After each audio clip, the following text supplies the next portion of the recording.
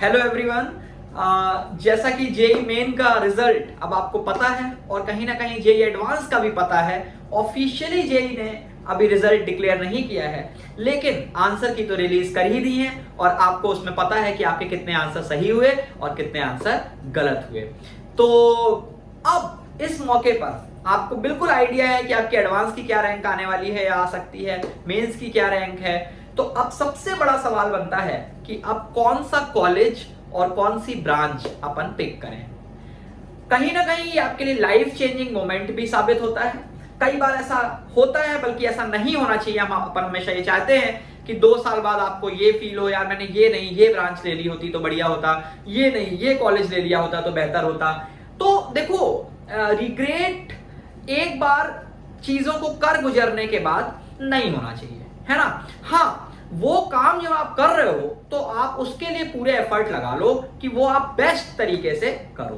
अब एक बार हमने कोई कॉलेज ले लिया, एक बार कोई ब्रांच चूज कर ली, तो बस फिर वो हमारा कॉलेज है और वो हमारी ब्रांच है, उसके बारे में कुछ बुरा सोचना ही नहीं है। तो रिग्रेट का मौका तो देना ही नहीं है भविष्य में, पहला नंबर 1। नंबर 2, आज कॉलेज सिलेक्शन के पहले या ब्रांच सिलेक्शन के पहले अपन खूब विचार विमर्श कर लें, वो सबसे बढ़िया रहेगा। मैं ये जो वीडियो क्रिएट कर रहा हूं इसमें बिल्कुल उसी तरीके से आपको सजेस्ट करने की कोशिश करूंगा, जैसे मैं अपने एक छोटा भाई होता है, मेरी कोई छोटी बहन होती तो उसको कॉलेज के लिए मैं अगर सजेस्ट करता कि कौन सा कॉलेज और कौन सी ब्रांच, तो मैं आपके साथ वही शेयर करूंगा। अब कहीं ना कहीं ये जो विषय है जिसको अपन ने यहाँ लिया है, ये बहुत ज्यादा ब्रॉड है। देखा जाए तो नंबर ऑफ ब्रांचेस अगर आप उठा के देखेंगे ब्रोचर के अंदर, तो आपको खुद दिख जाएगा कि कितनी सारी ब्रांचेस हैं और कॉलेजेस भी बहुत सारे हैं। चलिए, कॉलेज के बारे में तो एक बार फिर भी मन बनाया जा सकता है, लेकिन ब्रांचेस के बारे में मन बनाना बहुत ब्रॉड डिस्कशन का इशू है। जनरली आप चलते फिरते लोगों के मुंह से सुन लेते हैं ये ब्रांच अच्छी है, ये ब्रांच खराब है। एक्चुअली जब तक हमें किसी ब्रांच की अच्छे से नॉलेज नहीं होगी, पता नहीं होगा कि उस ब्रांच के अंदर होता क्या है, तो क्या हम ये कमेंट करने लायक हैं कि ये ब्रांच अच्छी है या ये ब्रांच बुरी है। हाँ, आप कमेंट सिर्फ कर सकते हैं ब्रांचेस की अच्छाइयों पे, अगर आपको कुछ पता है, और अगर कुछ बुराई पता है तो चलो ठीक है ना, आप वो भी शेयर कर सकते हो। लेकिन बहुत कंक्रीट कमेंट करना मेरे हिसाब से उस ब्रांच के साथ नाइंसाफी होगी अगर हम उसे बिना जाने समझे उसके बारे में कमेंट कर दें। तो कहीं ना कहीं हम लोगों की सुनी हुई बातों पे चले जाते हैं। अब करें भी क्या भाई, लोगों की सुनी हुई बातों पे जाना भी पड़ता है, लेकिन थोड़ा एनालिसिस के साथ जाओगे ना तो कंफर्टेबल फील करोगे। तो अब मैं यहां पर ये बात जरूर कहूंगा कि मैं आपको किस तरीके से ये चीजें बताने वाला हूं। जो कि 2010 में मैंने बीटेक कंप्लीट किया IIIT जबलपुर से, तो कहीं ना कहीं मुझे अपना एक्सपीरियंस वहां का था। फिर 2010 से लेकर 2020 तक हर साल बच्चों से इंटरेक्ट कर करके, फिर बच्चे जब कॉलेज में गए उन्होंने फीडबैक दिया, है ना, तो वो मेरा और कॉन्फिडेंस बढ़ा कि चलो मैंने सलाह दी थी और ये सही साबित हुई, तो फिर वो नेक्स्ट ईयर बच्चों के काम आई, और ऐसे करते करते पिछले 10 साल निकल गए। तो मैं आपसे सिर्फ अपना एक्सपीरियंस शेयर करने वाला हूं, और मैं यहां पे ये कहूंगा कि ये वीडियो बहुत ही नॉर्मल पेस में जाएगा। तो आप चाहें तो आप इसको तब देखें जब आप बिल्कुल फ्री मूड में हो, है ना, और जब आप चीजों को एनालाइज कर पाए। ठीक है, देखो इस वीडियो में मैं कुछ बातें जो कवर करने के मूड में हूं, जो मैं सोच रहा हूं, मैंने कुछ लिस्ट भी की है जिससे कि मैं भूल नहीं जाऊं, क्योंकि आपको पता है मुझे याद नहीं रहती हैं चीजें ज्यादा। एक तो ये कि क्या हमारा मन ऐसा है कि हम बीटेक करने के बाद किसी जॉब को ज्वाइन करना चाहते हैं, या फिर हम मास्टर्स करना चाहते हैं, या फिर हम कैट का एग्जाम देना चाहते हैं, या फिर हम यूपीएससी सिविल सर्विसेज के लिए मन बना के रखा हुआ है अपन ने, है ना, या फिर कुछ और, जैसे कि किसी अच्छे इंजीनियरिंग कॉलेज में, जैसे कि आईआईटीज, एनआईटीज, IIITs, इनके अंदर हम प्रोफेसर बनना चाहते हैं, है ना। तो ये सारे सवाल हमारे सामने हैं। अब पॉइंट ये आता है कि अच्छा ठीक है, ये सारी बातें तो हो गई, अब कौन सा IIIT लें, कौन सा IIT लें, कौन सा NIT लें। अब इसमें भी सवाल सामने आपके खड़े हैं कि भाई नए IITs लें या फिर पुराने IITs लें, है ना, नए IIITs लें या फिर पुराने IIITs लें। अब इसमें भी मुद्दा है डिस्कशन का, भाई अगर आप नए आईआईटीज लोगे तो आपको अच्छी ब्रांच मिल जाएगी, है ना, नए एनआईटीज लोगे अच्छी ब्रांच मिल जाएगी, और पुराने आईआईटीज पुराने एनआईटीज के अंदर आपको ब्रांच गिरानी पड़ेगी, है ना। तो इस पे अपन चर्चा करेंगे, ठीक है। और बस बाकी तो ठीक है कि भाई कॉलेज अपग्रेड कर लें, है ना, ब्रांच गिरा लें, ब्रांच को अच्छा कर लें, कॉलेज गिरा लें, ये सारी बातें यहाँ पे आ जाएंगी। फिर कॉलेज लाइफ भी कहीं ना कहीं मैटर करती है। देखो कॉलेज लाइफ से मेरा मतलब है मस्ती तो अपन सभी कॉलेज में कर लेते हैं, उसमें कोई फर्क नहीं पड़ता, लेकिन कॉलेज के अंदर आपको फैसिलिटीज क्या मिलती हैं, है ना। जब भी अपन प्रीमियम इंजीनियरिंग कॉलेजेस के अंदर जाते हैं तो उनमें आपको सबसे बड़ा एडवांटेज होता है फैसिलिटीज का, है ना, तो वो भी एक मैटर करता है जीवन के अंदर। फिर कॉलेज की हमारी सिटी क्या है, देखो कॉलेज सिटी भी कई मायनों में मैटर करती है। जैसे मान लो कि मुझे कोई कॉलेज से अलग चीज, या कॉलेज में कोई सॉफ्टवेयर है जो कि कॉलेज में नहीं सिखाया जाता लेकिन मुझे सीखना है क्योंकि मुझे इस फील्ड में इंटरेस्ट आ रहा है, तो कई बार अच्छे शहरों के अंदर आपको उनके अलग से कोर्सेज अवेलेबल हो जाते हैं, ऑनलाइन कोर्सेज मिल जाते हैं, एक हफ्ते 15 दिन के कोर्सेज मिल जाते हैं, है ना, तो वो भी मैटर करेगी। तो इस पे भी थोड़ी सी डिस्कशन करेंगे। और यहां पर मैं एक बात और मेंशन करना चाहूंगा कि कई एग्जाम्स, कुछ एग्जाम्स के अंदर ऐसा जरूर आप देखेंगे कि आपने यहां पे बीटेक में ब्रांच क्या ली है उसका बहुत बड़ा रिफ्लेक्शन आने वाला है उस एग्जाम के अंदर। उसका रीजन ये है, जैसे मैं एक एग्जाम का नाम लेता हूं आईईएस, है ना, इंडियन इंजीनियरिंग सर्विसेज। मैंने आपको पहले बता दिया ये वीडियो बहुत स्लो पेस में जाएगा, तो आप आराम से रिलैक्स होकर देखें जब फ्री हो, है ना, क्योंकि मैं भी इसको स्लो पेस में लेके जाना चाहता हूं और सारी चीजें मैं धीरे धीरे कवर करूंगा, ऐसा मैंने सोचा है। तो इंडियन इंजीनियरिंग सर्विसेज के अंदर क्या है कि अगर आपने बीटेक मैकेनिकल से किया है या इलेक्ट्रिकल से, सिविल से या इलेक्ट्रॉनिक्स से, तभी आप आईईएस का एग्जाम दे सकते हैं और एक आईईएस ऑफिसर बन सकते हैं। तो सोच के देखो कि अगर आपने ये 4 ब्रांचेस नहीं ली हैं और बाद में आपका मन बनता है कि मुझे आईईएस में जाना है, तो उस स्थिति में आपके पास वो ऑप्शन बंद हो जाता है। और आईईएस, इंडियन इंजीनियरिंग सर्विसेज, बस अगर आप आईईएस और आईएएस को कंपेयर करो ना, तो आईईएस इंजीनियरिंग सर्विसेज एग्जाम है और आईएएस एडमिनिस्ट्रेटिव सर्विस आपको देगा। कहीं ना कहीं ऑलमोस्ट ये इक्विवेलेंट होती हैं, ठीक है, गवर्नमेंट की नजर में। तो एक बहुत बड़ा एग्जाम है जो कि आप मिस आउट कर सकते हैं अगर आप ये 4 ब्रांचेस नहीं लेते हैं तो। नंबर 2, यहीं पे मैं एक बात ऐड कर देता हूं कि जब अगर अपन आईएएस का एग्जाम देते हैं यूपीएससी का, तो उसमें आपको एक सब्जेक्ट चूज करना होता है। सब्जेक्ट कई लोग आप देखेंगे हिस्ट्री चूज कर लेते हैं, कई ज्योग्राफी चूज कर लेते हैं, होते इंजीनियर्स हैं लेकिन फिर भी हिस्ट्री ले लेते हैं, है ना, और कुछ फिजिक्स ले लेते हैं, कुछ मैथमेटिक्स ले लेते हैं। तो यहां मैं आपको बता देता हूं कि अगर आप इंजीनियरिंग के सब्जेक्ट को लेना चाहो तो आपके पास सिर्फ 3 चॉइस हैं आईएएस के अंदर, एक मैकेनिकल, एक इलेक्ट्रिकल और एक सिविल। आप इन 3 ब्रांचेस को एज अ सब्जेक्ट आईएएस के अंदर सेलेक्ट कर सकते हो। तो कई बार बच्चों के पास एक ऑप्शन रहता है कि मान लो कि वो मैकेनिकल इंजीनियरिंग से बीटेक है, तो वो 4 साल के बाद एक साथ प्रिपेयर कर सकता है आईईएस के लिए भी और आईएएस के लिए भी। क्योंकि आईईएस में क्या है, आप हिस्ट्री नहीं ले सकते, उसमें तो ब्रांच लेनी पड़ेगी, वो तो इंजीनियरिंग की जॉब है। तो अगर आपने मान लो मैकेनिकल इंजीनियरिंग की ब्रांच ली हुई है तो आपने आईईएस के लिए मैकेनिकल प्रिपेयर की, यही मैकेनिकल की प्रिपरेशन आपकी कहां काम आ जाएगी, जब आप आईएएस का एग्जाम दोगे तो आपको यहां पे भी एक एडवांटेज मिलता है, ठीक है। तो ये सारी चीजें मैटर करती हैं। तो बस अपन एक धीरे धीरे इस डिस्कशन को आगे बढ़ाते हैं।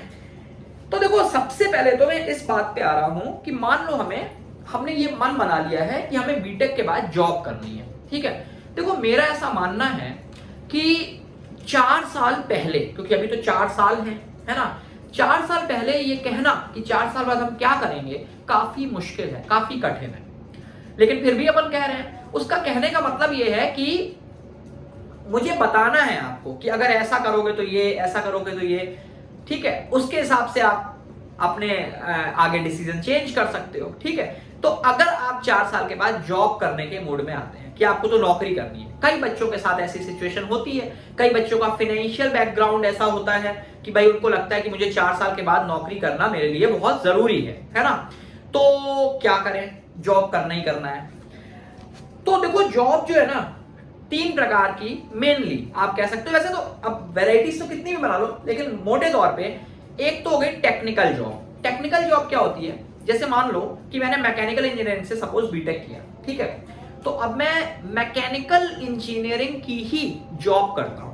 मतलब मैंने जिस जॉब में काम जिस कंपनी में मैंने ज्वाइन किया वहां मैं मैकेनिकल इंजीनियरिंग के किसी सब्जेक्ट से रिलेटेड काम करूंगा, ठीक है। मतलब मेरी फील्ड मैकेनिकल रहेगी, तो इसको अपन कहते हैं टेक्निकल जॉब, या इसको कई बार कोर जॉब्स भी कहते हैं। कोर जॉब्स है ना, कि कोर में मेरी जॉब लगी है, मतलब मैकेनिकल का मैंने था तो मैकेनिकल में ही मेरी जॉब लगी है। यहां पर मैं आपको एक बात यही मेंशन कर देना चाहता हूं कि कई ब्रांचेस ऐसी हैं जिसमें बच्चों की कोर में जॉब नहीं लग पाती है। कोर मतलब जैसे मान लो मैंने जिस ब्रांच से बीटेक किया है उसी में मेरी जॉब लग जाए, नहीं लग पाती। मैं बहुत ऐसा एग्जांपल आपको दे रहा हूं जो सुन के आपको ताज्जुब होगा। आप आईआईटी दिल्ली है ना की टेक्सटाइल ब्रांच देखिए। आईआईटी दिल्ली में आप देखेंगे तो टेक्सटाइल ब्रांच है। टेक्सटाइल ब्रांच में कोर में जो प्लेसमेंट होता है वो बहुत कम होता है। कई साल ऐसे हुए हैं कि पूरी ब्रांच में सिर्फ 6 बच्चों का 8 बच्चों का कोर में प्लेसमेंट हुआ है। अच्छा, तो बाकी क्या करते हैं? बाकी क्या करते हैं वो समझिए, समझना ध्यान से। वो खुद की फील्ड को कन्वर्ट कर लेते हैं। कन्वर्ट करने का मतलब ये है कि वो कोडर बन जाते हैं, वो प्रोग्रामर बन जाते हैं, ठीक है, या फिर वो फाइनेंस में चले जाते हैं। फाइनेंस का मतलब क्या है? जैसे आपने स्टॉक मार्केट की कंपनीज देखी होंगी है ना, बहुत बड़ी बड़ी कंपनीज होती हैं। या फिर आपने बैंक्स सुने होंगे। बैंक्स अपन जो अपने इंडिया में बैंक्स हैं उनकी मैं बात यहाँ नहीं कर रहा हूँ कि एसबीआई है ना, बैंक ऑफ बड़ौदा, इनकी बात नहीं कर रहा मैं। जैसे आपने एक नाम सुना होगा, बड़ा पॉपुलर नाम है इसलिए मैं आपको बोल रहा हूँ, लेमन ब्रदर्स। लेमन ब्रदर्स अगर नहीं सुना है तो जस्ट गूगल इट। तो लेमन ब्रदर्स एक बैंक था जो 2008 के आसपास, अगर मुझे सही याद है ना, तो ये बैंकक्रप्ट हुए थे और उस समय बहुत ही ज्यादा तबाही हो गई थी, है ना, मतलब रिसेशन जिसे अपन बोलते हैं, है ना, टेक्निकल लैंग्वेज में। तो ऐसे बड़े बैंक्स होते हैं जो आपको बढ़िया जॉब्स प्रोवाइड करते हैं। उसे कहते हैं अपन कि ये बंदे क्या है ना, फाइनेंस में कन्वर्ट हो गए। मतलब थे क्या? इंजीनियर, टेक्सटाइल इंजीनियर या किसी और ब्रांच में, और वो कन्वर्ट किस में हो गए? फाइनेंस में, ठीक है। या फिर कुछ कोडर बन जाते हैं। कोडर बनने का मतलब कि आप जानते हो सभी लोग प्रोग्रामर, ठीक है। तो अच्छा, ये कौन लोग बन सकते हैं, है ना, कि फाइनेंस में कौन कन्वर्ट हो सकता है, प्रोग्रामर कौन बन सकता है, उसकी थोड़ी सी यहां बात कर लेते हैं। पहले तो मैंने आपको कोर की बात बता ही दी। अब कोर में आपके मन में ये सवाल आ रहा होगा कि ये तो बता दिया कि कुछ ब्रांच में कोर में पूरी जॉब नहीं लगती है, सारे बच्चों की नहीं लगती है, तो वो ब्रांचेस क्या है? इसके लिए मैं यहीं पे एक सजेशन देना चाहूंगा कि आने वाले समय में, जो अभी आपके पास कुछ दिन बचे हुए हैं, आप एक काम करें, सुबह से शाम तक पूरा टाइम आप फ्री हो, एक तरीके से गूगल खोल लो और उस पे एक एक ब्रांच आपको दिख जाएंगी, आपके प्रोस्पेक्टस में, ब्रोचर में, है ना, रहती हैं। तो आप ब्रांचेस को सर्च करें कि इनके फ्यूचर प्रोस्पेक्ट्स क्या हैं, इनका स्कोप क्या है, इसमें क्या क्या चीजें हम सीखते हैं। वैसे तो ये बहुत ब्रॉड है, लेकिन इसका हल्का हल्का आइडिया एक लेते चलो। और एक बात ध्यान रखना, ऐसा मत करना कि मैकेनिकल सर्च की, फिर सिविल सर्च की, फिर सेरेमिक इंजीनियरिंग सर्च की, फिर हम भूल गए मैकेनिकल में क्या था। तो क्या करो, एक रजिस्टर लेके बैठो और उसमें मैकेनिकल सर्च की, उसके शॉर्ट पॉइंट्स बना लो, जिससे एक आइडिया तो लगे। जब आप 15-20 ब्रांचेस देख चुको तो आप भी एक ऐसा आइडिया लगे कि अच्छा इन ब्रांचेस में ये होता है ना, हवा में कोई चीज नहीं, पेन पेपर के साथ, ठीक है। तो अपन ये काम करें इस दौरान, इसमें आपकी काफी नॉलेज बढ़ेगी। एक तो ये काम करो, दूसरा एक और काम करना, जैसे मैं आपको ये चीजें आज बता रहा हूं ना, इसको पत्थर की लकीर मत मान लेना। पत्थर की लकीर तो इसमें आप मान ही नहीं सकते, क्योंकि मैं इसलिए ये बात बोल रहा हूं क्योंकि मेरे खुद के मेरे पढ़ाए हुए बच्चे इस वीडियो को देखेंगे और वो मुझे ब्लाइंडली फॉलो करते आए हैं काफी समय से, इसलिए मैं ये लाइन बोल रहा हूं। पत्थर की लकीर बिल्कुल मत माने। इस बात को आप मेरी बात सुने और उसे समझें। दिमाग आपको भगवान ने दिया है, वो लगाइए। अब पॉइंट ये आता है कि आप और भी लोगों से तो पूछ सकते हो, तो बिल्कुल पूछो, जरूर पूछो। आपका कोई बड़ा भाई बहन हो, है ना, उनसे बात करिए फोन पे, कजिन हो, रिलेटिव्स हो, ठीक है। या फिर आपका कोई फ्रेंड है, उसके कोई दूर दराज के रिलेटिव है, मतलब यहाँ कॉन्टेक्ट जुगाड़ लो। कोई मान लो जर्मनी में है, ठीक है, फोन में बात करो, 4 लाइन पूछो, अपने विचार पहले से नोट कर लो कि उनसे पूछना क्या क्या है। ये नहीं कि फोन पे फिर पूछ रहे हैं तो याद ही नहीं आ रहा कि पूछें क्या इनसे, है ना। इनसे तो मैं बहुत कुछ पूछ सकता था लेकिन मैं पूछ ही नहीं पा रहा, ठीक है। तो आप क्या करें, पहले से लिख लें। अब क्या करो, सबसे बातें करो, जैसे मेरी भी बातें सुनोगे, दूसरे लोगों से भी आप बातें करोगे, सबकी बातों से, फिर वही बात जैसे गूगल में सर्च कर रहे थे, तो ये नहीं एक के बाद एक सर्च करते जा रहे हैं, पहले वाला भूल जाएंगे। तो सबसे बात करो और बात करने के बाद पेन पेपर लेके जो खास खास बातें लगे ना वो नोट कर लो, ठीक है, रजिस्टर पे, जिससे आपको ध्यान रहे आपने बात क्या की थी, नहीं तो भूल जाते हैं पर, ठीक है। तो ये काम करो खुद से। और जब काउंसलिंग वाले दिन जब आप जाने वाले हो, जब आपको फाइनल लॉक करनी है चॉइसेस, ठीक है, उसके पहले सारी बातों को मिक्स करके अपना एक ब्रेन सेट कर लो कि यार मैंने सारे भैया लोगों से बात कर ली, सर से बात हो गई, मेरे अलावा और भी सर लोग आपको सपोर्ट करेंगे, ठीक है। तो फिर अब मैंने अपना ये माइंडसेट कर लिया है और अब मैं ये ब्रांच ले रहा हूं। एक बार डिसाइड कर लिया, फाइनल कर लिया, ले ली, उसके बाद वही कॉलेज हमारा कॉलेज है, वही ब्रांच हमारी ब्रांच है। अब कोई रिग्रेट नहीं होना चाहिए, है ना। अब तो बस उसी में ताबड़तोड़ काम करना है, ये सोचना है, पहले कर लो जितना काम करना है, ठीक है। तो मैंने आपको यहां बताया कि टेक्निकल की जॉब्स कैसे होती हैं। अब बात हो गई फाइनेंस और कोडिंग में कौन कन्वर्ट हो सकता है। देखो सबसे पहले मैं यहां कोडिंग की बात करता हूं। बहुत ज्यादा बच्चों का ये मानना होता है सर मैं तो कोडर बनूंगा, मैं प्रोग्रामर बनूंगा, है ना, मैं हैकर बनूंगा, है ना। तो छोटे से बच्चे से ही पूछोगे तो मैं हैकर बनूंगा। यहां एक बात मैं मेंशन करना चाहूंगा, बहुत जरूरी बात है कि कोडिंग और मैथमेटिक्स कहीं ना कहीं एक ही सिक्के के दो पहलू मान सकते हो आप। मतलब अगर आप मैथमेटिक्स में मास्टर हो ना, चैंपियन हो आप, तो आप कोडिंग में भी फोड़ा फाड़ी मचाओगे, पक्की बात है। अब चैंपियन का मतलब क्या है, मैथमेटिक्स चैंपियन का मतलब ये है कि आपके दिमाग चलता हो, है ना, आपका आईक्यू दौड़ता हो मैथ्स में, कोई नए प्रकार के क्वेश्चन आ जाते हो तो आप उसको सोच पाते हो, पजल्स टाइप की चीजें आपके सामने रख दी जाएं तो आप उसे नेल डाउन कर पाते हो, है ना। उसे अपन कहते हैं मैथमेटिकल ब्रेन चल रहा है। ये नहीं कि फॉर्मूले रटे हुए हैं तो हमारा मैथ्स अच्छा हो गया, नहीं, मैथमेटिक्स में ब्रेन चलना एक अलग चीज होती है। अगर आपका मैथमेटिक्स के अंदर ब्रेन चलता है तभी कोडिंग आपके लिए है, प्रोग्रामिंग आपके लिए है, नहीं तो प्रोग्रामिंग आपके लिए नहीं है, फ्रैंकली स्पीकिंग। अब मैं आपको एक बात बताता हूं, प्रोग्रामिंग में आप देखेंगे इतने सारे इंजीनियरिंग कॉलेजेस हैं इंडिया के अंदर। अगर मैं सिर्फ यूपी की बात करूं ना तो 200 से ज्यादा इंजीनियरिंग कॉलेजेस हैं यूपी के अंदर। एनसीआर में बात करोगे ना तो आप देखेंगे कितने सारे कॉलेजेस हैं। अब बच्चे क्या है ना, कंप्यूटर साइंस इंजीनियर बन के निकल जाते हैं, फिर वो बैंगलोर जाते हैं, हैदराबाद जाते हैं, पुणे जाते हैं, या इस तरीके की सिटीज जाते हैं जो आईटी हब कहलाते हैं मेनली। आप बिलीव नहीं मानोगे, वो प्रोग्रामर का काम नहीं करते हैं। वो क्या काम करते हैं मैं आपको बताता हूं, सुनना ध्यान से। जैसे मान लो हमारे prime minister, ex prime minister, है ना, श्री अटल बिहारी वाजपेयी जी, मुझे ऐसा याद है जब वो इंडिया से कहीं बाहर जाते थे, है ना, इंडिया से बाहर जाते थे। ये मैं बहुत आराम से डिस्कस करने वाला हूं, तो मैं फिर बोलूंगा यहाँ पे कि आराम से पूरा वीडियो जब देखने का टाइम होगा ना उस समय देखना, है ना, बिल्कुल जैसे अपन बात कर रहे हैं। वैसे तो मैं चाहता था सबसे 1 to 1 बात कर पाऊं, लेकिन ठीक है ऐसे ही सही, है ना। तो हमारे श्री अटल बिहारी वाजपेयी जब फॉरेन जाते थे, तो जैसे मान लो वो यूएस गए, ठीक है, तो अब वो अपनी स्पीच देते थे। अब वहां पे वो हिंदी बोलते थे, अब हिंदी वहां कोई समझ नहीं पाता था, तो वो पता है क्या करते थे, खड़े हैं और वो अपना स्पीच बोल रहे हैं, हिंदी में बोल रहे हैं, ठीक है, बगल में उनके एक ट्रांसलेटर खड़ा रहता था, है ना। अब वो ट्रांसलेटर क्या करते थे, जैसे इन्होंने बोला कि मैं आपके यहाँ सारी व्यवस्थाओं को देख के बहुत प्रसन्न हूं, है ना, श्री अटल बिहारी वाजपेयी जी ने बोला।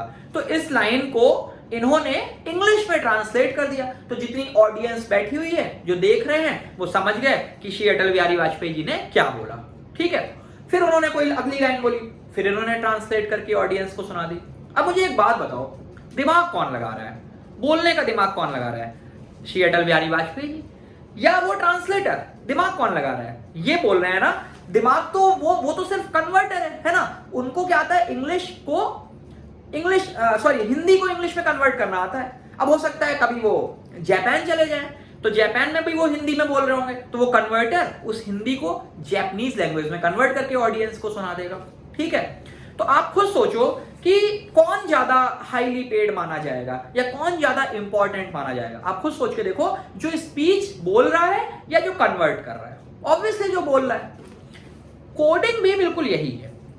जब हम किसी चीज का कोड लिखते हैं तो कोड में एक शब्द होता है एल्गोरिथम, ठीक है। एल्गोरिथम क्या होता है, एक कोड को इंग्लिश में लिख दो। मतलब क्या करना है आपको, एक कोड को, मतलब हम कंप्यूटर को टीच कर रहे हैं तो कंप्यूटर को टीच करना होता है, उसे अपन ने इंग्लिश में लिख दिया। ये मेन काम होता है, ये एल्गोरिथम लिखना सबसे महत्वपूर्ण काम होता है। अब पता है क्या होगा, ये आपने लिख दिया, आप बढ़िया प्रोग्रामर हो, ठीक है। अब आपने मुझे दे दिया वो, ठीक है, कहा कि भैया इसको क्या है ना जावा में कन्वर्ट कर दो, जावा की लैंग्वेज में कन्वर्ट कर दो। मैंने कहा ठीक है, आपका मैंने ये एल्गोरिथम देखा, और चूंकि मैं उस ट्रांसलेटर की तरह हूं जो हिंदी को जैपनीज में कन्वर्ट कर सकता था, जो आपकी एल्गोरिथम को जावा में कन्वर्ट कर सकता है, तो मैं क्या करूंगा भाई, मैंने इसको जावा में कोड कर दिया और मेरा ये प्रोग्राम रन करने लगा। अब सोच के बताओ कि ये कोड मैंने लिखा या आपने लिखा, किसके ऊपर क्रेडिट जाएगा, कौन ज्यादा इंपॉर्टेंट होगा, ये जो मैंने यहां पे कन्वर्ट किया या आपने जो एल्गोरिथम लिख के मुझे दिया था? निश्चित तौर पे आपने। अब हो सकता है आप मुझे ना दो, आप किसी दूसरे व्यक्ति को दे दो और कहो कि भैया इस वाले को ना C++ में कन्वर्ट कर दो, तो अब वो क्या करेगा, आपके कोड को जो आपने एल्गोरिथम लिखी है उसे C++ में कन्वर्ट कर देगा। तो ऐसे तो ट्रांसलेटर तो कितनी भी लैंग्वेज में कन्वर्ट करने के हो सकते हैं। यही होती हैं लैंग्वेजेस, C++, जावा, .NET, SQL। तो बिल्कुल भी मिसगाइडेड ना हो इस बात से। अगर आपसे कोई कहता है अरे जावा तो मुझे आती है ना, अरे C++ तो मुझे आती है, नहीं, जावा और C++ आना मतलब आपको जापानीज लैंग्वेज आती है, आपको फ्रेंच आती है, आपको वो नहीं सीखना है, आपको सीखना है एल्गोरिथम। मेरी बात समझ में आ गई? और एल्गोरिथम, मुझे तो ऐसे ही लग रहा है जैसे तो सामने सब लोग बैठे हुए हैं आप लोग, है ना, और मैं बोल रहा हूं, मैं तो उसी स्टाइल से ही बोल रहा हूं, धीरे धीरे बोल रहा हूं। तो मेरा कहना है कि जो एल्गोरिथम है दैट मैटर्स, है ना, ये मैटर नहीं करता कि आपने वो एल्गोरिथम को C++ में या जावा में लिख दिया। क्या लॉजिक क्लियर है? तो प्रोग्रामिंग लैंग्वेज या कोडर बनना किसके लिए सुटेबल है? जो मैथमेटिकल ब्रेन का हो, ठीक है, इस बात को बिल्कुल नोट कर लो। अब मान लो आप मैथमेटिकल ब्रेन के हो, आपको लग रहा है यार मैं तो कोडिंग में बिल्कुल बढ़िया कर सकता हूं, लेकिन आपकी रैंक कम आ गई, ठीक है, रैंक उतनी अच्छी नहीं आई। रैंक ना आने के बहुत सारे रीजन हो सकता है आपकी केमिस्ट्री में मार्क्स कम हो, है ना। तो क्या करें उस समय? क्या करो, आप बेस्ट कॉलेज ले लो, बेस्ट कॉलेज ले लो, मतलब आप ब्रांच की लालच ना करें। क्यों? क्योंकि आपके दिमाग में क्लियर है मुझे तो कोडर बनना है, मैं मैथमेटिक्स का चैंपियन हूं और मैं प्रोग्रामिंग में बहुत बढ़िया करूंगा। आप बिल्कुल टेंशन ना लें ब्रांच की, आप सिर्फ क्या करें, अच्छे से अच्छा कॉलेज जो आपको उस रैंक में मिल सकता है वो ले लो, ब्रांच कोई भी ले लो। अच्छे कॉलेज को क्यों कह रहा हूं मैं? क्योंकि जब आप अच्छे कॉलेजेस में जाते हो तो वहां आपको बढ़िया बढ़िया क्लब्स मिलते हैं, मतलब क्लब्स का मतलब कोडिंग क्लब्स होंगे, है ना। तो आप कोडिंग क्लब में जाकर के कोडिंग कर सकते हो, भले ही आप मेटलर्जी के हो। मैं यहां पर आपको एक एग्जांपल देता हूं, मेटलर्जी से मुझे याद आया, सुंदर पिचई सर, इनका नाम आप सबने सुना होगा, गूगल के सीईओ हैं आज की डेट में वो, और वो आईआईटी खड़गपुर से, अगर मुझे सही याद है 93-92 में पास आउट हुए थे, ठीक है, सुंदर पिचई सर। और उनकी ब्रांच क्या थी? मेटलर्जी। और आज वो पूरा काम किस पे कर रहे हैं? कोडिंग पे कर रहे हैं। रीजन आपको अब समझ में आ गया होगा कि वो उनका मेन जो था ना मैथमेटिक्स, वो मैथमेटिक्स उन्होंने साथ में लेके चलते रहे। वो मेटलर्जी में उन्होंने आईआईटी खड़गपुर भी ज्वाइन किया, लेकिन उन्होंने कोडिंग नहीं छोड़ी, और फिर उन्होंने मेटलर्जी की जॉब ना करके कोडिंग की जॉब की, और आज देखिए आप गूगल के सीईओ, मतलब उनसे ऊपर तो आप सोच ही सकते हो शायद ही कोई हो, है ना, मतलब डेजिग्नेशन वाइज। तो मेरा ये कहना है कि अगर आपको लगता है कि मैथमेटिक्स और आप, है ना, एक दूसरे के बिना नहीं जी सकते, तो कोडिंग आपके लिए है, प्रोग्रामिंग आपके लिए है ना, आप सॉफ्टवेयर इंजीनियर बनने के लिए बिल्कुल सही हो, ठीक है। तो ये बात हो गई। अच्छा, अब बात करते हैं फाइनेंस वगैरह में, कि फाइनेंस, मार्केटिंग, तो वो कोई बहुत ज्यादा चीज नहीं होती, है ना, कि ठीक है अगर आपकी ठीक ठाक मैथमेटिक्स है, ठीक ठाक पर्सनैलिटी है ना, इंग्लिश कम्युनिकेशन थोड़ा इंप्रूव करें कॉलेज में जाकर के, सभी बच्चों का हो जाता है ना, ठीक ठाक कर लो तो आपको बाकी की जॉब्स में आसानी हो जाती है, ठीक है। तो ये तो मैंने आपको सारी कहानियां बताई कि अगर आपको जॉब में जाना है। अब यहां पर मैं एक बात फिर से फाइनली बोलूंगा कि अगर आपको कंप्यूटर साइंस ब्रांच नहीं लेनी है तो कोर ब्रांच लेनी है। तो कोर ब्रांच कौन सी लेनी है, इसके लिए आप गूगल पे सर्च करें कि किस ब्रांच का स्कोप कितना है, ठीक है। वैसे मैं आपको एक यहां पे लाइन जरूर बोलूंगा कि जैसे मैकेनिकल है, इलेक्ट्रिकल है, इलेक्ट्रॉनिक्स है ना, इलेक्ट्रिकल एंड इलेक्ट्रॉनिक्स भी एक ब्रांच रहती है कई जगह, है ना, इन ब्रांचेस को आप प्रेफर कर सकते हैं, है ना। इनमें जैसा कि मैंने आपको बोला था कि मैं आखिरी में कंक्लूजन भी दूंगा कि कुछ ऐसी ब्रांच ले लें, कुछ ऐसा कॉलेज ले लें कि हमारी सारी फील्ड्स लगभग खुली रहे बीटेक के बाद, क्योंकि अभी से डिसाइड करना मुश्किल होता है कि हमें जॉब करनी है या क्या करना है। ठीक है, तो खैर उस पर मैं आगे आता हूं, फिलहाल आपको बोल दिया मैंने, आप गूगल कर लें ब्रांचेस को। ठीक है, कोर ब्रांचेस।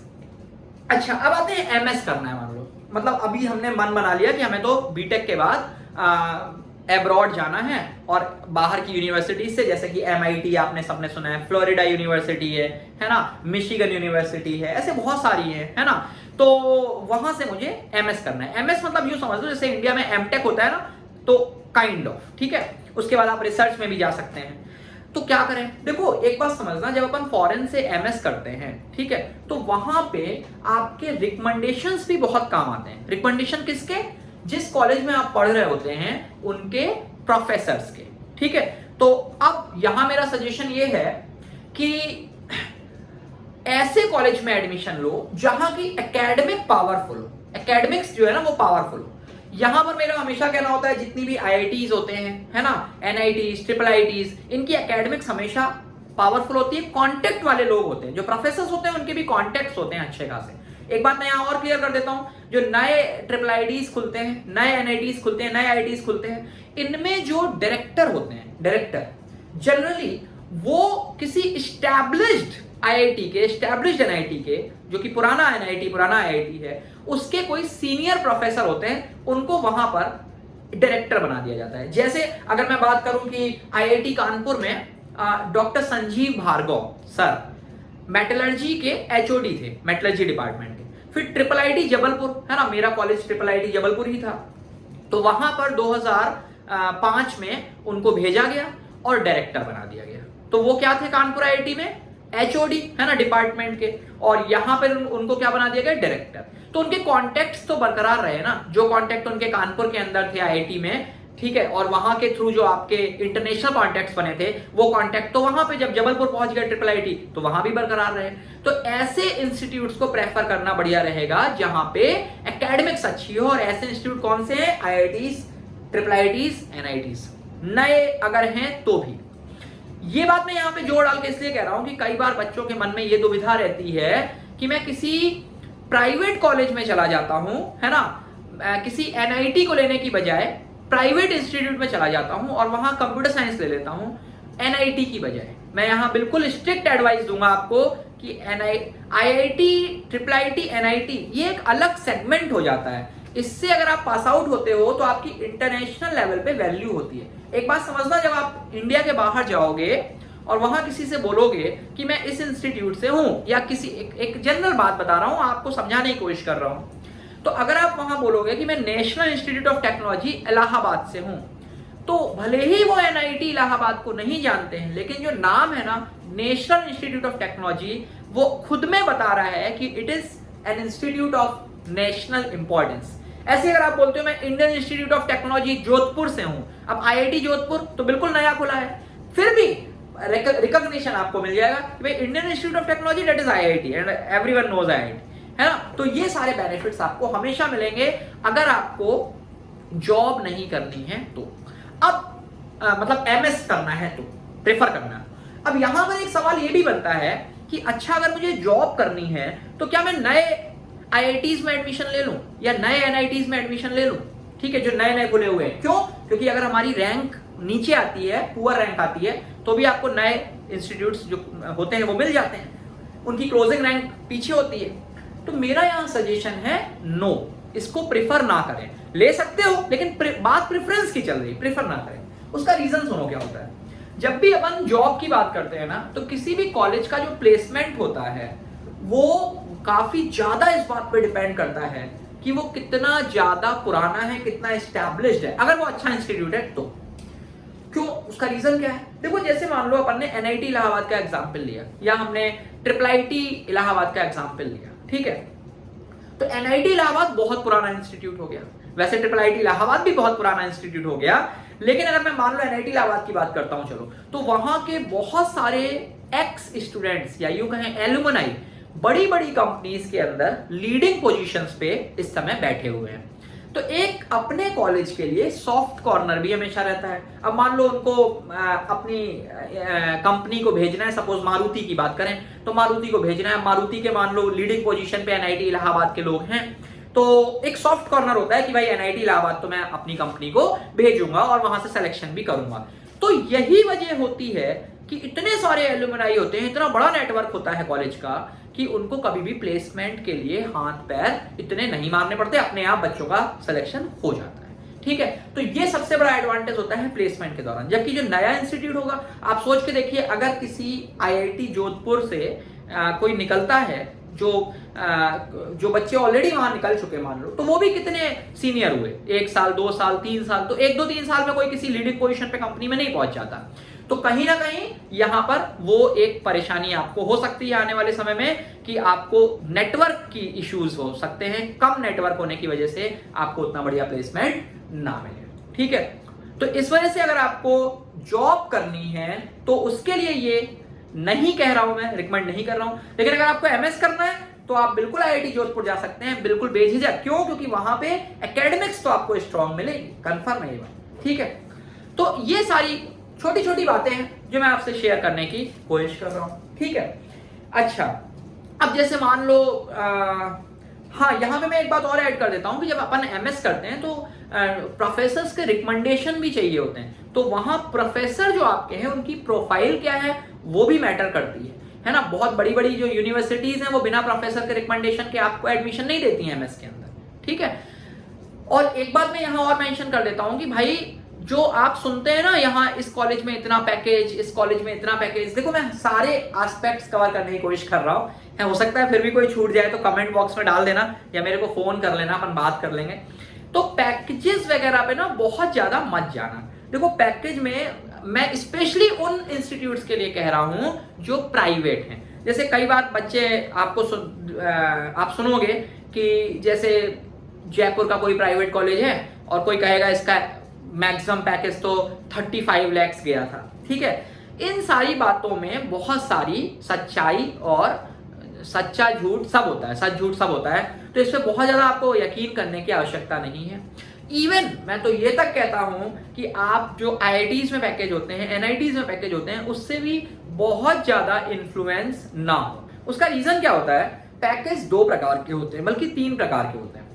एक तो होता है कि आपको कोई इंटरनेशनल प्लेसमेंट मिला, सपोज आप यहां से जाकर के ना न्यूयॉर्क में आपकी पोस्टिंग हुई, तो अब आपको न्यूयॉर्क में जो पैसे मिलेंगे, रुपए मिलेंगे, वो डॉलर्स में मिलेंगे। ठीक है, अब उन्होंने क्या किया, उस डॉलर को मल्टीप्लाई कर दिया 75 से, मान लो 75 $1 की कीमत है 75 रुपीज से, तो जो अमाउंट आया तो कहा गया कि भाई उस व्यक्ति को ना इतना पैकेज मिला, लेकिन वास्तव में थोड़ी मिला, वो तो आपने करेंसी को कन्वर्ट कर दिया। ठीक है, आप एक काम करो कि आपको यहाँ पे 20 लाख का पैकेज मिला, आप किसी ऐसी करेंसी से कन्वर्ट कर दो जो इंडिया से पुअर कंट्री हो, तो आपका यही पैकेज बढ़ जाएगा। आप कहो उसकी करेंसी में बोलना शुरू कर दो। ठीक है, तो ये एक तो ये दिक्कत होती है, तो आप हमेशा इंडिया के अंदर जो प्लेसमेंट हो रहे हैं उन्हें देखें। दूसरा ये होता है जो शब्द है ना पैकेज, ये बड़ा ही भ्रामक शब्द है ना। पैकेज और एक होता है take home salary. Take home salary का मतलब वो पैसा जो आपके अकाउंट में आएगा, है ना, वही आपकी फाइनल सैलरी होती है। तो जो पैकेज होता है, पैकेज में क्या होता है कि आपके ऊपर कंपनी जितने रुपए खर्च कर रही है वो सब उस पैकेज में इंक्लूडेड होते हैं। आप जिस रूम में बैठे हुए हैं उसमें एक एसी लगा हुआ है, उस एसी का जो बिल है वो भी आपके पैकेज में इंक्लूडेड है। जो आप वहां चाय पीते हो ऑफिस में बैठ के, उसका भी रेट पैकेज में इंक्लूडेड है। तो पैकेज नहीं बल्कि टेक होम सैलरी मैटर करती है हमेशा। ठीक है, ये भी बात हमेशा ध्यान रखें।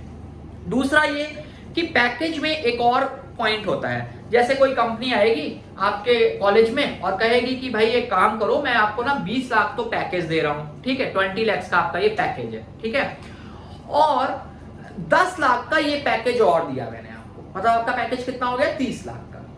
ये 10 लाख लेकिन क्या है, सुनना, ये 10 लाख क्या है, ये कंपनी के शेयर आपको दिए जाएंगे।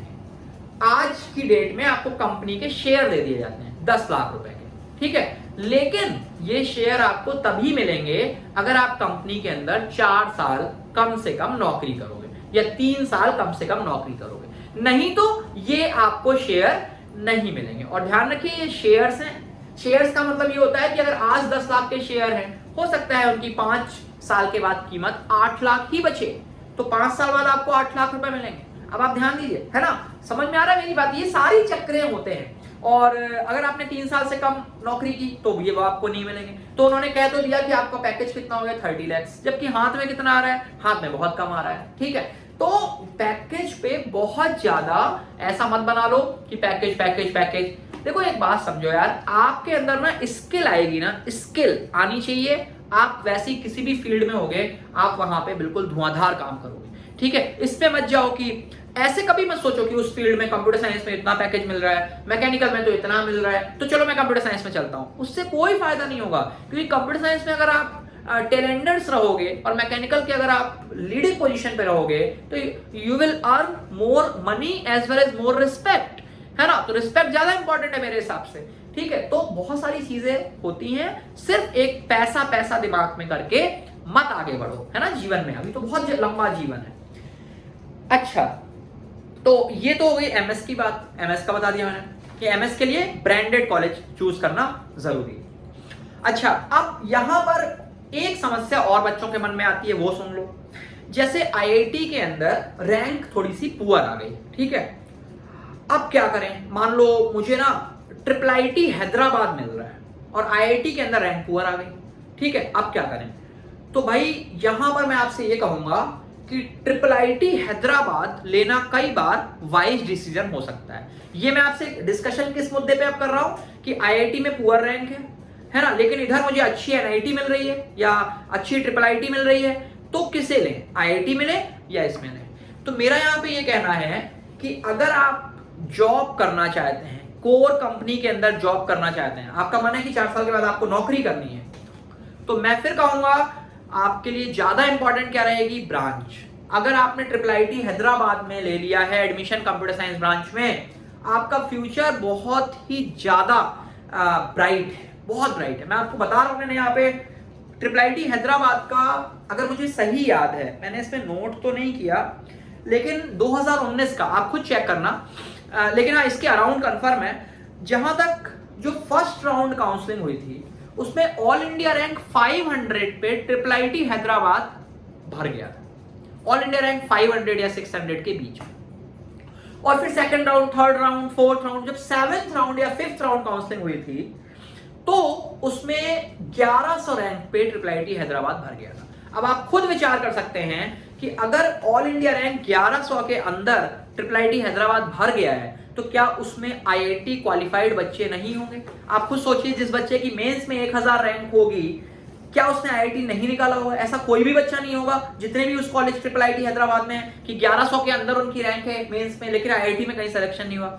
ऐसा नहीं है। उन बच्चों में से बहुत सारे बच्चे ऐसे हैं जिन्होंने आईआईटी के ऊपर IIIT हैदराबाद को प्रेफर किया है ना। रीजन क्या है? क्योंकि उन्हें IIIT हैदराबाद में मिल गई कंप्यूटर साइंस और आईआईटी में उन्हें कोई अच्छी ब्रांच नहीं मिल पा रही थी, तो इसलिए उन्होंने IIIT हैदराबाद प्रेफर किया। और मैं बता दूं आपको, हैदराबाद को आईटी सिटी भी कहा जाता है। प्लेसमेंट वहां पे बच्चों के पास एक एक बच्चे के पास कई कई प्लेसमेंट्स होते हैं। हैदराबाद जो सिटी है वहां लर्निंग एनवायरनमेंट आपके पास बहुत सारा है। जैसे मैंने अभी थोड़ी देर पहले ही बोला था कि मान लो मुझे कोई सॉफ्टवेयर सीखना है तो अब मैं कहां जाऊं? जैसे इलाहाबाद है, एनआईटी इलाहाबाद। इलाहाबाद में आपके पास कोई स्कोप नहीं है कि आप बाहर जाके कुछ सीख पाओ। मैं जबलपुर में था, जबलपुर में कोई स्कोप नहीं है कि आप बाहर जाके सीख पाओ। अब आप रुड़की में हो, रुड़की में आईआईटी रुड़की में हो, कोई स्कोप नहीं है कि आप बाहर जाके सीख पाओ। लेकिन हैदराबाद में बहुत ज्यादा स्कोप है। अगर आप दिल्ली की बात करें बहुत स्कोप है स्कोप है। अगर आप मुंबई की बात करें, आईआईटी बॉम्बे की बात करें, बहुत स्कोप है ना। तो ये भी बहुत मैटर करता है कि सिटी क्या है ना। और जो मैंने आपसे बोला था कि सिटी शुरुआत में, तो अगर अपन कई बार ऐसे कंपैरिजन में फंस जाएं कि आईआईटी, अब कोई कहता है एनआईटी त्रिची लेना है मुझे, भाई ले लो यार, एनआईटी त्रिची में आपको कंप्यूटर साइंस मिल रही है, आपका फ्यूचर ब्राइट है, कोई लिख के ले ले अभी से, है ना, उसमें कोई दो राय है ही नहीं, ठीक है। तो अगर हमें आईआईटी, एनआईटी, IIIT में कभी कंपेयर करना पड़ जाए तो उसे भी हम इस तरीके से तौल लें। अब यहां मैं एक बात और आपको मेंशन करता हूं, जैसे मैं बात करूं आईटी ब्रांच की, है ना, इंफॉर्मेशन टेक्नोलॉजी। अब इंफॉर्मेशन टेक्नोलॉजी ब्रांच आईआईटीज में तो है ही नहीं, ठीक है। एक बार कंफर्म कर लेना, जहां तक मेरी नॉलेज है उसके हिसाब से इंफॉर्मेशन टेक्नोलॉजी आईआईटी में नहीं, मतलब 2016 तक तो नहीं थी, ठीक है,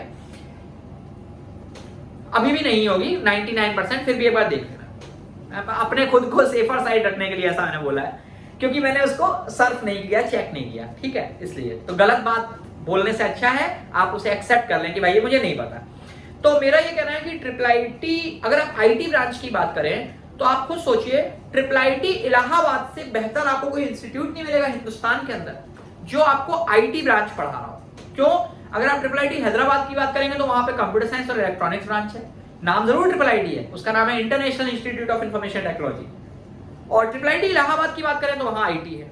तो आप पूरे हिंदुस्तान में देखेंगे ना तो ट्रिपल आईटी इलाहाबाद से बेहतर आईटी ब्रांच कहीं नहीं है। अब आप इसको दूसरे नजरिए से ऐसे सोचो कि मान लो हिंदुस्तान के अंदर कुछ कंपनीज ऐसी हैं जिनको आईटी ग्रेजुएट चाहिए, इंफॉर्मेशन टेक्नोलॉजी के इंजीनियर्स चाहिए, ऐसा थोड़ी कि इंफॉर्मेशन टेक्नोलॉजी के इंजीनियर्स चाहिए ही नहीं। आप सोचिए वो कहां जाएंगे? आईआईटी जा नहीं सकते, आईटी ब्रांच है नहीं वहां। हाँ, कंप्यूटर साइंस की स्पेशलाइज्ड ब्रांच आईटी होती है तो कंप्यूटर साइंस वाले भी उसमें कन्वर्ट हो सकते हैं, लेकिन कोर आईटी ब्रांच नहीं है। अच्छा, एक बार मैं आपको और बता देता हूं, ट्रिपल आईटी में साइबर क्राइम पे भी चीजें पढ़ाई जाती हैं, साइबर क्राइम के लिए, तो वो एक इनका और एक अलग स्पेसिफिक फील्ड हो जाता है जिससे जो इनको अलग कर देता है। फिर आप आईआईटीज में जाओगे नहीं, आईटी ब्रांच की बात चल रही है, एनआईटीज में आप देखेंगे या ट्रिपल आईटी इलाहाबाद, तो आप फिर से वही बात आ गई कि आप ट्रिपल आईटी इलाहाबाद में अगर आप हैं और आईटी ब्रांच है आपकी, तो आप उन चुनिंदा बच्चों में हैं जो बिल्कुल पूरी कंट्री की जो क्रीम है। तो अगर आईटी ब्रांच के अंदर कभी भी किसी कंपनी को रिक्वायरमेंट होगी तो आप छूट नहीं सकते, आपका प्लेसमेंट होगा, और इसी वजह से इन कॉलेजेस के प्लेसमेंट बहुत ज्यादा होते हैं, ठीक है। ट्रिपल आईटी में एक और एडवांटेज आपको हमेशा मिलता है कि उसमें जो नंबर ऑफ स्टूडेंट्स होते हैं एक पर्टिकुलर ईयर में वो काफी कम होते हैं।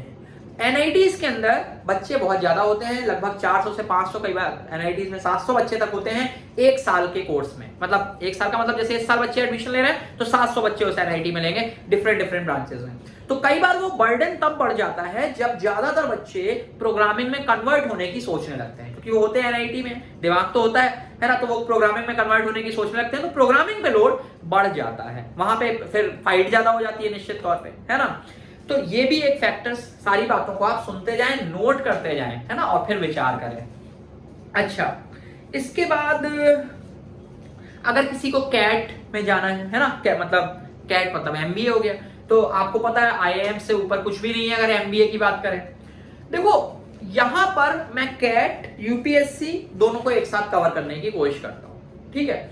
देखो कैट में, यूपीएससी में अगर आपको जाना है तो कहीं ना कहीं आप इंजीनियरिंग फील्ड की कुछ भी बात यूज नहीं करेंगे।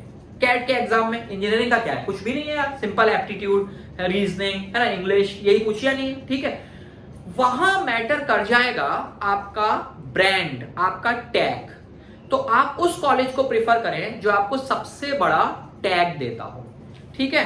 देखो जॉब करना और हायर स्टडीज में जाना दोनों बहुत डिफरेंट बातें हैं, और हायर स्टडीज भी नॉन टेक हायर स्टडीज बिल्कुल अलग बात है। जैसे CAT non technical higher study है, अगर आपको जॉब में जाना है तो ब्रांच, है ना, कॉलेज गिरा लो लेकिन ब्रांच और बेहतर कर लो, है ना, वो सारी चीजें आपकी मैटर करेंगी। लेकिन अगर आपको हायर स्टडीज में जाना है कैट टाइप की, है ना, टेक्निकल हायर स्टडीज नहीं, जैसे एमएस था वो टेक्निकल हायर स्टडी था, ठीक है, कैट में बात करें तो यहां पर आपके बीटेक का कोई यूज खास नहीं होने वाला है। तो यहां मैटर क्या करेगा? यहां मैटर करेगा कि आप किस कॉलेज से बीटेक हो। तो यहां पर अगर आपने बीटेक किसी भी आईआईटी से कर लिया और वहां आपने आखिरी ब्रांच से कर लिया तो भी कोई खास फर्क नहीं पड़ेगा, आपकी प्रोफाइल में आईआईटीएन लिख जाएगा, वो एक बहुत बड़ा स्टैम्प होगा आपके ऊपर, है ना, अगर आपके नाम के आगे आईआईटीएन लिखा होगा, ठीक है। तो क्यों? क्योंकि वो इंटरव्यूज में बहुत ज्यादा आपको बूस्ट देता है। अगर आप आईएएस में बात करें, रिटर्न तो आपको निकालना पड़ेगा, लेकिन जब आप इंटरव्यू के अंदर जाएंगे तो बहुत बड़ा बूस्ट आपको मिलेगा जब आपके नाम के आगे आईआईटीएन लिखा होगा। तो अगर आपका यूपीएससी ड्रीम है या फिर कैट वगैरह में जाना है तो मेरा कहना है भाई कोई भी आईआईटी मिल जाए ना, बस चले जाओ, देखने की जरूरत ही नहीं है इधर उधर। और अगर आपको आईआईटी नहीं मिल रही है ना, मान लो सिलेक्शन ही नहीं हुआ, मान लो जेईई एडवांस के अंदर और मेंस के थ्रू लेना है, तो फिर जो आपके नामी गिरामी कॉलेजेस आपको एनआईटीज, टॉप एनआईटीज दिख रहे हैं वहां चले जाओ, ब्रांच का मोह त्याग दें। अगर पहले से डिसाइडेड है कि मुझे यूपीएससी या फिर कैट वगैरह में जाना है। ठीक है, अच्छा अब यहां पर आपके पास एक ऑप्शन और है आईईएस का, इंडियन इंजीनियरिंग सर्विसेज। तो मैंने आपको पहले ही बता दिया कि सिविल, इलेक्ट्रिकल, इलेक्ट्रॉनिक्स और मैकेनिकल, ये 4 ब्रांचेस अगर आप लोगे तभी आप आईईएस का एग्जाम दे पाओगे। तो आप सर्व कर लेना आईईएस की खास बातें क्या रहती हैं। आपने एक सुना होगा डीआरएम की पोस्ट होती है इंडियन रेलवेज में, वो भी आईईएस के थ्रू भी बनते हैं लोग, है ना। तो ये काफी एक बड़ी चीज है। अच्छा, फिर बात आती है कि अगर आपको किसी कॉलेज के प्रोफेसर में बनना है, मान लो आपने सोचा मुझे आईआईटी का प्रोफेसर बन जाऊं, मैं अपने कंट्री में रहूंगा, और हो सकता है आप जो है ना कानपुर के रहने वाले हो, आपने सोचा मैं आईआईटी कानपुर में प्रोफेसर बन जाऊं, अपनी लाइफ सेट है। देखो एक बात समझना, आईआईटीज में प्रोफेसर की लाइफ बहुत कूल होती है, या एनआईटीज में या ट्रिपल आईटीज में बहुत कूल होती है। ठीक है, अब आप डिसाइड करो कि आपका नेचर कैसा है, आप फाइट करना चाहते हो जीवन में, या फिर आप कूल जीवन व्यतीत करना चाहते हो। प्रोफेसर्स जितना रिसर्च में दिमाग लगाना चाहें लगा सकते हैं, उनके पास खूब फैसिलिटीज होती हैं। ठीक है, और वैसे पढ़ाने की अगर मैं बात करूं तो बहुत कम लेक्चर्स लेने होते हैं, और वो आप बढ़िया से ले लीजिए बस। ठीक है, अब एक और मैं खास बात बता दूं कि अगर आपको प्रोफेसरशिप में जाना है आईआईटीज, ट्रिपल आईटीज, एनआईटीज में, तो उसमें कंपटीशन भी बहुत कम है। जैसा कि आप हमेशा सुनते रहते होंगे कि आईआईटीज में या यहाँ पे इंस्टीट्यूट्स के अंदर प्रोफेसर्स की बहुत कमी है, तो कमी है तो निश्चित तौर पे वहां सिलेक्शन आसान है। बल्कि अगर अच्छे लोग इंडिया के अंदर प्रोफेसरशिप के अंदर जाते हैं तो वो कहीं ना कहीं हमारे एजुकेशन सिस्टम को भी बहुत ज्यादा एनकरेजमेंट उससे मिलता है ना। तो अगर आपको प्रोफेसरशिप में जाना है तो क्या करें, उसके लिए आप बीटेक कर लो। अगर आपका आईआईटी में सिलेक्शन हो गया है, एनआईटी में हो गया है, कहीं इन दोनों में भी नहीं हुआ है, आप सिंपल बीटेक करिए, कहीं से भी करिए। उसके बाद आप एमटेक के लिए पूरा प्रयास करें कि आप आईआईटी से ही एमटेक करें। उसके लिए क्या करना है, गेट देना है। लेकिन ध्यान रखें, अगर आपको एमटेक करना है, गेट क्वालिफाई करना है, तो आपको 4 साल बीटेक की पढ़ाई ध्यान से करनी पड़ेगी। अगर आप उस पढ़ाई को ध्यान से नहीं करेंगे तो आपको गेट में सिलेक्शन नहीं होगा, फिर सिलेक्शन नहीं होगा, फिर आगे की बात खत्म हो गई। तो आप किसी प्राइवेट कॉलेज में है, एनआईटी में है, आईआईटी में, किसी में भी हो, आप एमटेक आईआईटी से करने का ट्राई जरूर करें। उसके लिए आपको पहले दिन से अपनी सीजीपीए है ना वगैरह सब मेंटेन करके रखनी पड़ेगी, और आपको सही से ध्यान देना पड़ेगा पढ़ाई पे। ठीक है, फिर एमटेक आप आईआईटी से कर लीजिए, और फिर पीएचडी भी उसी आईआईटी से हो जाएगी बड़ी आसानी से। प्रोफेसर से लिंक हो जाते हैं एमटेक करने के दौरान, और आपकी पीएचडी भी उसी आईआईटी से हो जाएगी। पीएचडी हुई, आपकी जॉब पक्की है, मुझसे गारंटी के साथ ले लो। बस इसमें ड्रॉबैक सबसे बड़ा ये है कि आपकी जो पढ़ाई है वो थोड़ी लंबी हो जाती है। जैसे पहले आप 4 साल बीटेक करोगे, फिर 2 साल आप एमटेक करोगे, फिर आप पीएचडी करोगे। वैसे अब न्यू एजुकेशन पॉलिसी जो आई है उसके अंदर इंटीग्रेटेड पीएचडी का भी प्रावधान लाया जा रहा है, तो आपका 1 साल बच जाएगा। अभी के हिसाब से 4+2+5 है ना, तो 11 साल लगेंगे, लेकिन वैसे शायद 10 साल में ही आपके टाइम तक इंप्लीमेंट हो जाएगा। तो अब जैसे आप 18-19 साल में जाओगे तो आप लगभग 29-30 के आसपास प्रोफेसर बन सकते हो। अब इसमें कई बच्चों का ये रहता है कि मैं बीटेक के बाद यूएस से एमएस कर लूं और फिर पीएचडी कर लूं, यूएस से ही कर लूं, हाँ वो भी चलेगा, लेकिन उसकी रिक्वायरमेंट भी नहीं है। मैं आपको ये कह रहा हूं, आपने सिंपल आईआईटी से एमटेक पीएचडी कर लिया ना, तो आपकी डन है जॉब, कोई दिक्कत वाली बात नहीं। ठीक है, तो ये अपनी प्रोफेसरशिप वाली बात हो गई। अब ये सब मैंने आपको बता ही दिया कि नए आईआईटीज वर्सेस पुराने आईआईटीज है ना, ट्रिपल आईटी, एनआईटी। अब मान लो मुझे यूपीएससी के लिए प्रिपेयर करना है, तो मैं तो पुराना आईआईटी हो, नया आईआईटी हो, कोई भी हो, आईआईटी हो, दैट्स इट, है ना। तो मैं तो गांधीनगर आईआईटी में भी एडमिशन ले लूंगा, अगर मेरा प्री डिसाइडेड है कि मुझे जॉब तो करनी नहीं है बीटेक के बाद, है ना। ठीक है, फिर बस ऑलमोस्ट सारी चीजें हो गई। हाँ, एक बात मैं यहाँ पे और मेंशन कर देता हूँ आपको कि प्रोग्रामिंग वाली बात भी मैंने आपको बता दी कि कंप्यूटर साइंस ब्रांच जिन बच्चों का लेने की इच्छा है और मिल नहीं पा रही है, मान लो रैंक की वजह से, तो आप एक ब्रांच होती है आपकी mathematics and computing. Mathematics and computing बहुत जबरदस्त ब्रांच है, ये आप ले लें, बिल्कुल कंप्यूटर साइंस है। और दूसरी एक और मैं बात बोलूंगा कि अगर आप मैथमेटिक्स से या अप्लाइड मैथमेटिक्स से 5 ईयर कोर्स भी ज्वाइन करते हैं ना, तो आपको कोई दिक्कत नहीं है। आप 5 ईयर कोर्स में ज्वाइन करें, एमएससी मैथमेटिक्स की डिग्री होगी, लेकिन आप पूरी की पूरी जो आप जॉब कर रहे होंगे वो किस में कर सकते हैं, कंप्यूटर साइंस में कर सकते हैं। एक एडवांटेज है, अगर आप अप्लाइड मैथमेटिक्स से अपना MS या इंटीग्रेटेड MSc करते हैं तो आप कंप्यूटर साइंस की फील्ड में भी जा सकते हैं, आप प्रोफेसरशिप की फील्ड में भी जा सकते हैं, आप रिसर्च में भी जा सकते हैं, आप ISI में भी जा सकते हैं, पाकिस्तान वाला नहीं है ना, इंडियन स्टैटिस्टिकल इंस्टीट्यूट, ठीक है। तो आपके पास काफी ज्यादा स्कोप है और अप्लाइड मैथमेटिक्स आपको थोड़ी लोअर रैंक में भी मिल जाएगी। उसके दो रीजन है कि कई बार लोगों को ये पता नहीं होता है और दूसरा रीजन ये कि 5 ईयर कोर्स है, तो एक साल ज्यादा कोई बहुत फर्क नहीं पड़ता यार, जीवन बहुत लंबा है, एक साल में कोई खास फर्क नहीं पड़ता है। अच्छा, तो ये हो गया। इसमें मैं एक बात और बोल देता हूं, अब जैसे मान लो किसी को कोडिंग का बहुत शौक है लेकिन उसकी मैथमेटिक्स बहुत अच्छी नहीं है ना, अब वो क्या करें? तो एक मेरे पास सजेशन है, सजेशन ये है कि अगर आप मैकेनिकल इंजीनियरिंग लेते हो तो ऐसा नहीं है कि कोडिंग सिर्फ कंप्यूटर साइंस में है, ये बात यहां पे मैं मेंशन करूंगा। आप मैकेनिकल इंजीनियरिंग लेते हो तो उसके अंदर भी कोडिंग है, और मैकेनिकल इंजीनियरिंग को कई बार लोग डेड ब्रांच के तौर पे बोल देते हैं, है ना, जबकि ऐसा नहीं है। आज के टाइम पे अगर आप नई मैकेनिकल को एक्सप्लोर करोगे तो that is not at all dead, there is a huge scope. उसका रीजन समझो, मैकेनिकल के अंदर एक सॉफ्टवेयर है CAD, computer aided designing, CAD CAM, आप फिर से नोट कर लें, इसको गूगल पे सर्च करें, काम आप ही को करना पड़ेगा, मैं तो सिर्फ हल्का फुल्का आपको आइडिया दे रहा हूं, ठीक है। तो कैड कैम पूरा आपका सॉफ्टवेयर बेस्ड काम होता है, प्रोग्रामिंग बेस्ड काम है। और computer aided designing, believe me, इसके अंदर एक चीजें आती हैं ऑटोकैड, सॉलिडवर्क्स, कैटिया, ठीक है, और एक प्रोई भी होता है कैटिया के भी ऊपर, सॉफ्टवेयर के नाम है ये, ठीक है। ऑटोकैड आप चाहें तो नोट कर लें, सॉलिडवर्क्स, ठीक है, फिर कैटिया और फिर प्रोई। ये सॉफ्टवेयर, सिर्फ इन सॉफ्टवेयर पे अगर आपकी मास्टरी है ना तो आप जबरदस्त सर्वाइव तो क्या, आप फ्लैरिश करोगे अपनी फील्ड के अंदर, अपनी कंपनी के अंदर। आपको मैं बता दूं कि बहुत जितने प्राइवेट कॉलेजेस हैं उनमें तो ये वैसे ही नहीं सिखाए जाते, ऑटोकैड बीटेक 4th ईयर में सिखाए जाते हैं, लेकिन अगर आप अच्छे इंस्टीट्यूट में जाते हो तो आप कैटिया तक सीख लोगे और प्रोई भी आप खुद से सीख सकते हो। अगर आप प्रोई में जानते हो, चीजें जानते हो, कैटिया में जानते हो, तो आप अलग तरीके की मैकेनिकल में जी रहे होगे, मैं बिलीव मी, मान लो मेरी बात।